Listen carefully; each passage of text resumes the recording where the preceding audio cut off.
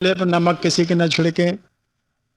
नमक भले खा लें लेकिन किसी की जली के ऊपर नमक न छिड़के। अर्थात किसी के दोष दर्शन न करें, किसी को सताएं मत, व्यवहार में सत्य रखें, सेवा भाव रखें। भगवान किसके सेवक थे?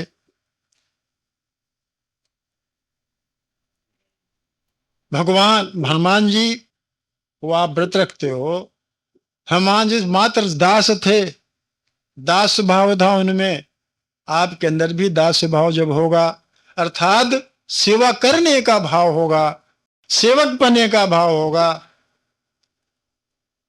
तब तो वो व्रत हुआ आपका, संकल्प हुआ आपका कि हम ये संकल्प करते हैं कि जिस प्रकार से हनुमान जी ने संसार की सेवा की, भगवान की सेवा की, अपने हनुमान अपने मान को हनन कर करके, अभिमान को छोड़ करके, ये संकल्प है कि अभिमान नहीं करेंगे।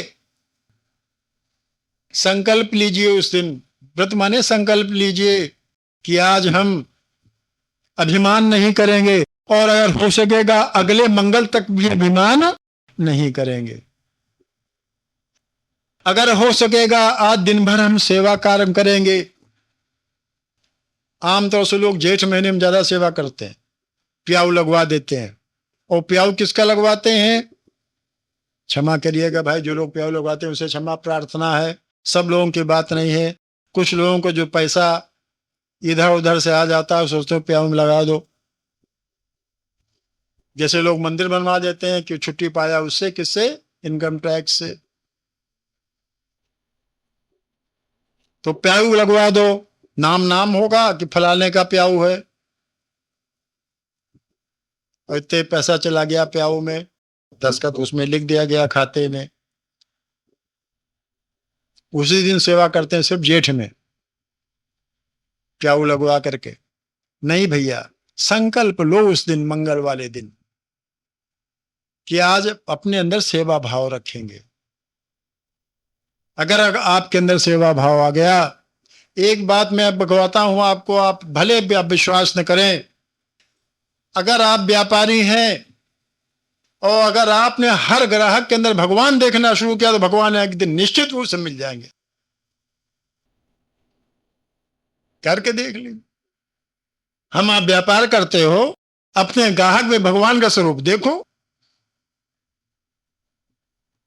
देखो भगवान मिलता है कि नहीं मिलता किसी दिन आपको।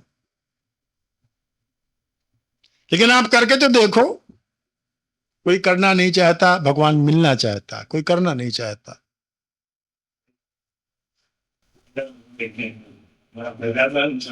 हम नहीं कह रहे हैं, हमारी क्या औकात हम कहेंगे आपसे, कोई और कह रहा। सेवा भाव, अपने अंदर सेवा भाव लाइए। मंगल वाले दिन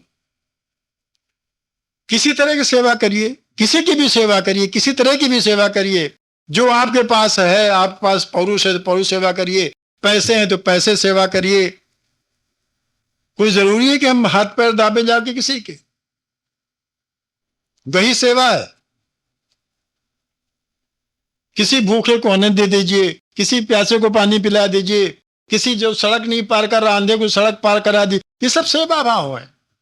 आप व्रत लीजिए कि मां सेवा भाव रखेंगे, दिन भर सेवा करेंगे। आज यहां पर व्रत लीजिए, संकल्प लीजिए कि अभिमान हम छोड़ देंगे, क्योंकि अभिमान भगवान का भोजन है। जिसके पास अभिमान होता भगवान वहां नहीं जाता, जिसके पास अभिमान होता हनुमान वहां नहीं जाता। तो संकल्प लीजिए, व्रत लीजिए कि आज हम उपवास रहेंगे और अपने पास अभिमान नहीं आने देंगे। और अगर हो सकेगा तो अगले मंगल जब फिर उपवास सकेंगे तब तक बीच में भी अभिमान अपने पास नहीं आने देंगे। इसको कहते हैं व्रत माने संकल्प, इसको कहते हैं व्रत अर्थात संकल्प। इसके साथ साथ श्री गुरु चरण सरोज रज निज मन मुकुर सुधार। अगर आप कोई गुरु है बना रखा या नहीं भी है, तब भी हनुमान जी को ही गुरु मान लीजिए, उनके दर्शन करिए, जाकर मूर्ति के ही दर्शन कर लीजिए। अगर आप मूर्ति के पास नहीं जाना चाहते तो भगवान मतलब अपने मन में ही, आंखों के सामने ही मूर्ति रख, मालूम कर लीजिए मूर्ति है, आंखें बंद करिए, मूर्ति सामने आ जाएगी। और फिर वर्णो रघुबर विमल यश, हनुमान की, हनुमान जी की कीर्ति यश गाइए, और हनुमान के स्वामी की भी कीर्ति और यश गान करिए, चाहे घंटे में करिए, चाहे सुंदरकांड पढ़ लीजिए। सुंदरकांड हनुमान जी के नाम पर है कि नहीं? सुंदरकांड हनुमान जी के ही नाम पर है। वो सुंदर इसलिए है,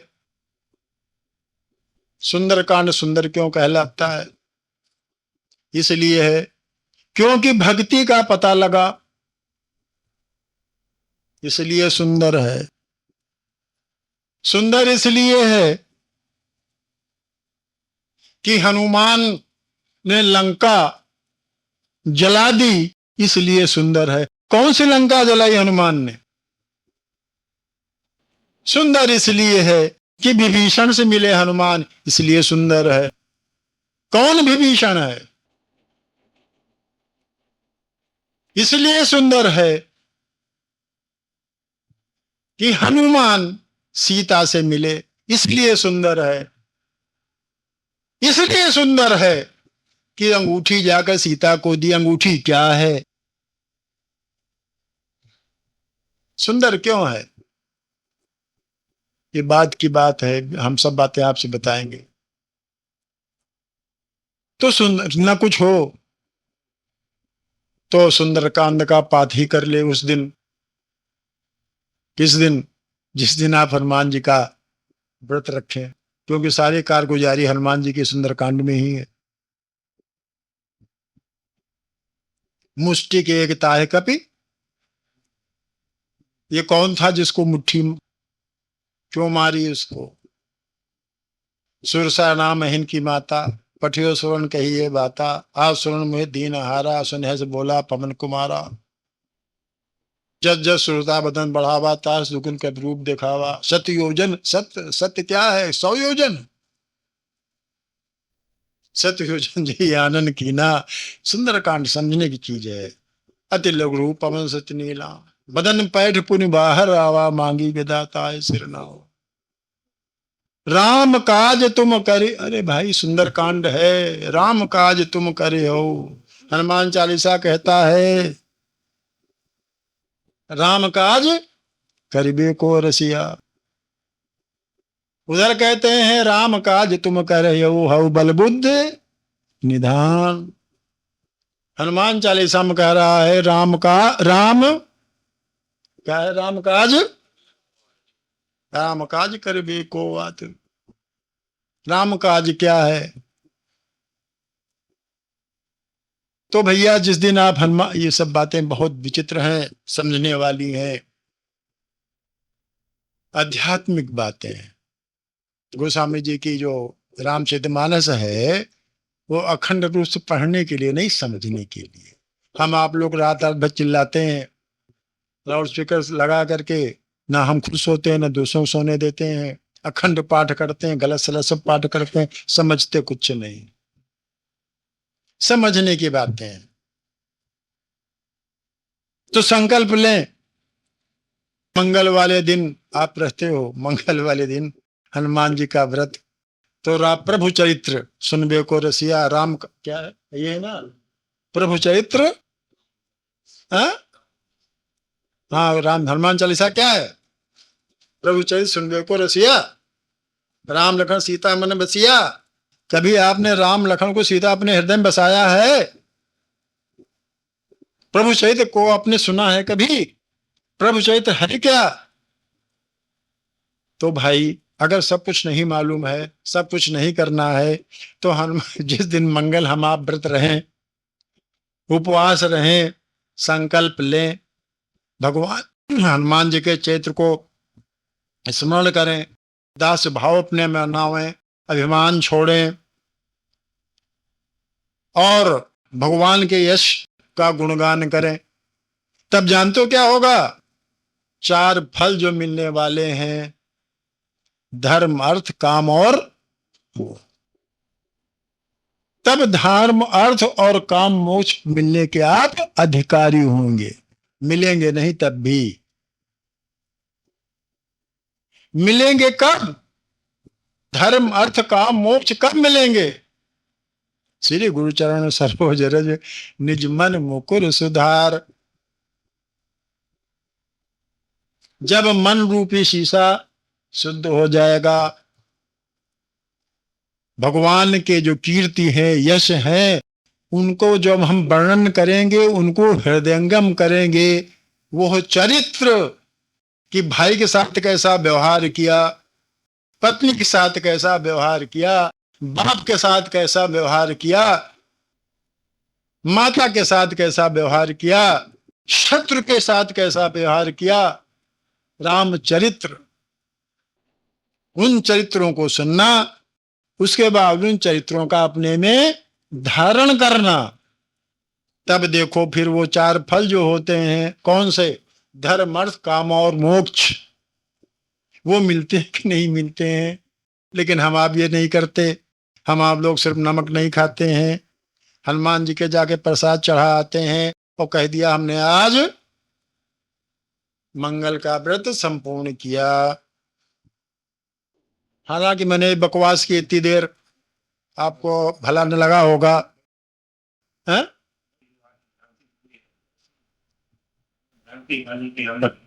मेरे छोटी बुद्धि के अनुसार जो सज्जन अगर व्रत रहते हैं तो जले पे नमक न छिड़कें, अभिमान न करें, दास्य भाव रखें, सेवा भाव रखें, भगवान के चरित्रों का गुणगान करें और उसको अपने हृदय में स्थान दें।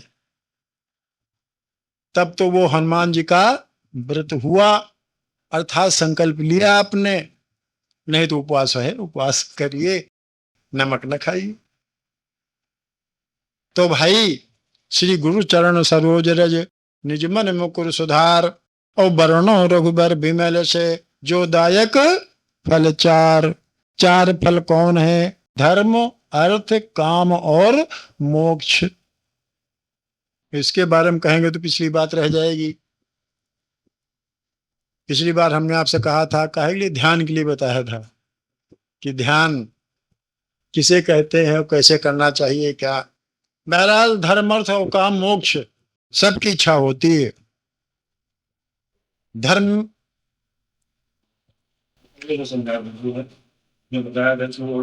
कभी कोई इच्छा नहीं पूरी होती, इसके माने भाग्य में नहीं।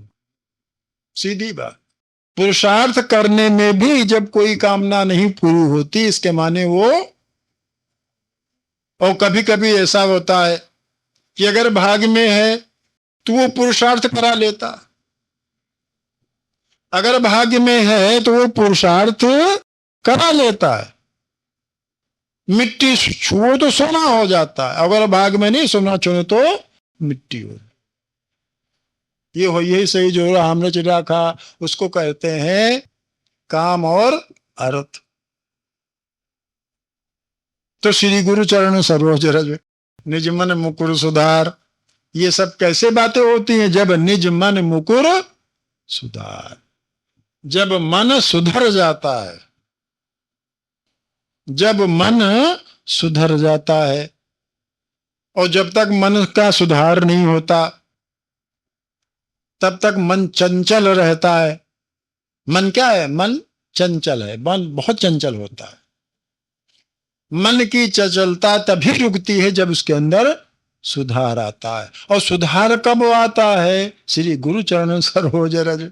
जब तक गुरु, सतगुरु के सामने आमने बैठ करके ज्ञान नहीं प्राप्त किया जाता, तब तक मन की चंचलता नहीं जाती है। और मन जब स्थिर हो जाता है, चंचलता समाप्त हो जाती है। कब हो जाती है? हमको इंद्रियों का ज्ञान है और हमको बुद्धि का भी ज्ञान है। हमको इंद्रियों का भी ज्ञान है और हमको बुद्धि का भी ज्ञान है ना भाई? क्यों भाई? हम कहते हैं भाई हम जानते हैं हमारी इंद्रियां हैं, हमारे हाथ हैं, कहते नहीं है? हम अपने हाथ से ऐसा कर सकते हैं।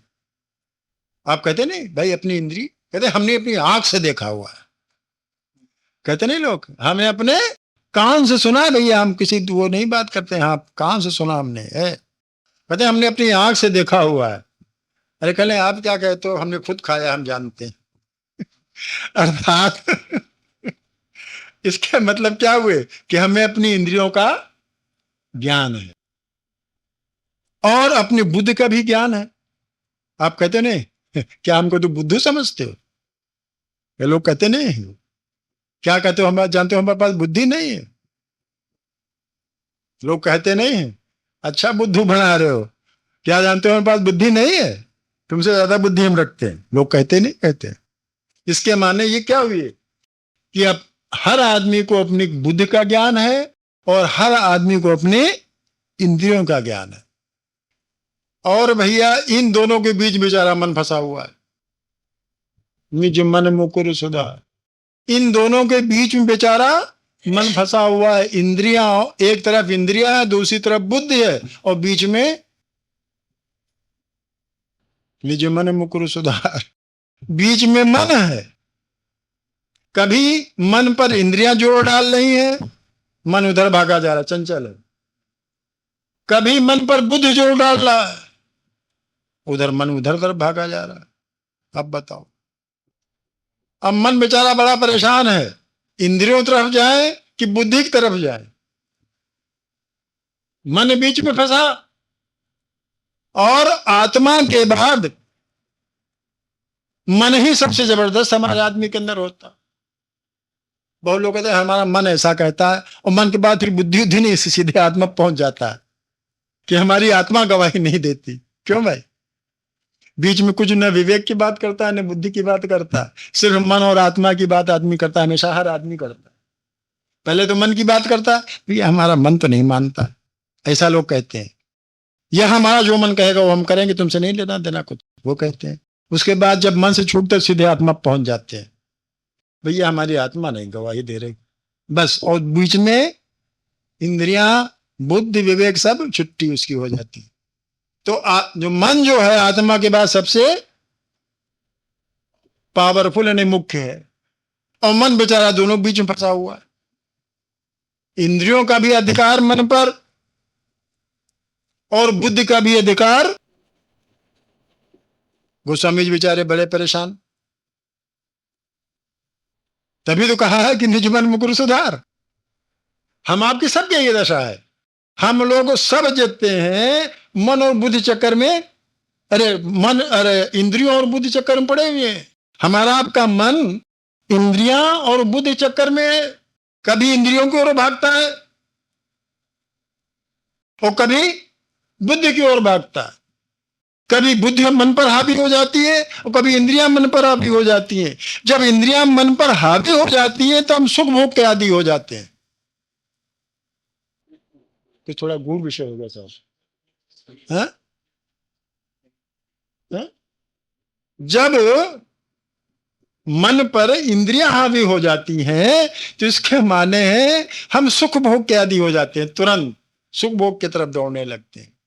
लेकिन जब मन पर बुद्धि हावी होती है तो हम परिणाम की ओर चले जाते हैं कि परिणाम क्या होगा।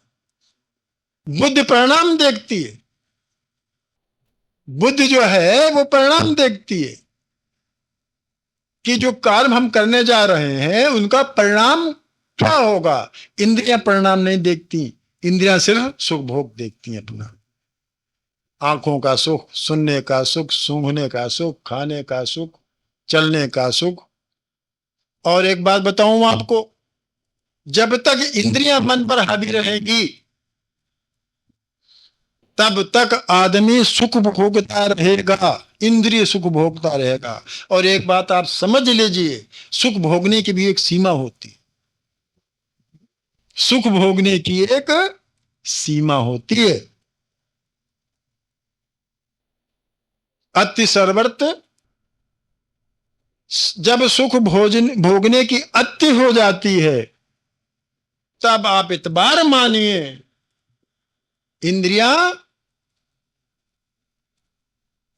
बीमार हो जाती हैं, इंद्रियां कभी कभी नष्ट हो जाती हैं, इंद्रियां नाकाम हो जाती हैं।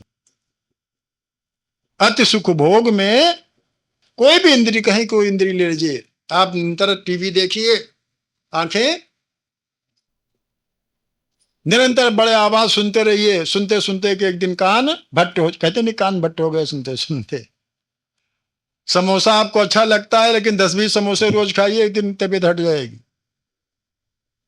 गुलाब जामुन अच्छे लगते हैं, बस 1 किलो 2 किलो खा सकते हैं, ज्यादा नहीं। और ज्यादा खाओगे तो दूसरी वाली इंद्री जो है